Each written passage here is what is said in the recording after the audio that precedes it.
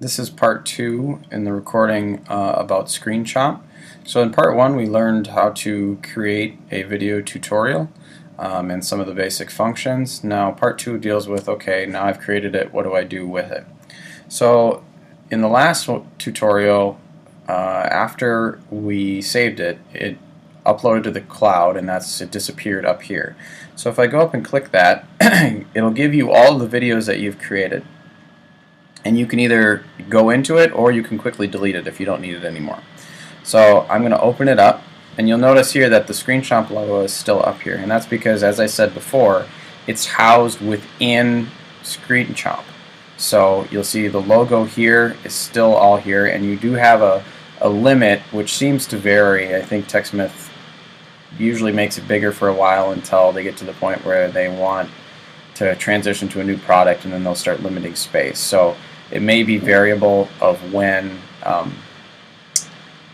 how much space you have, or at some point you'll hit a message that says, oh, you've got too many videos here, or something like that.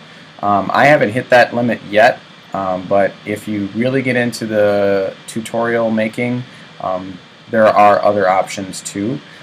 So, I invite you to try it out and see. So I can view it directly from here. So if I were to just bring it up and I wanted to say I had these stored in here, and I've created some of these tutorials as review or interventions.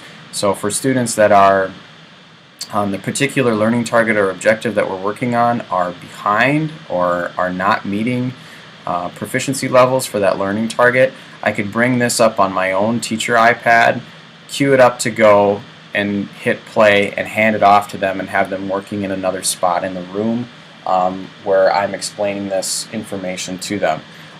It also is useful if you have students that are going to resource outside of your classroom.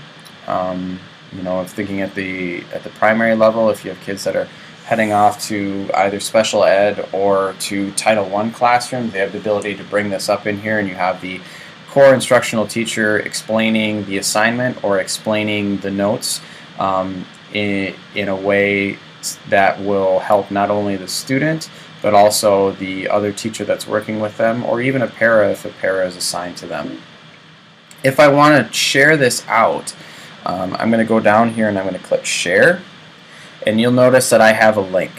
So I can either copy this link, I can email it out, and again, I would email this to yourself before you email it to a group because of that contact list issue that we've run into with other apps. If I want to hit copy link, I'm going to do that, and now the link's copied to the pasteboard, so I could go into my email and I could email it out. It's always going to be housed within Screen Chomp. You don't have a way of downloading it and making it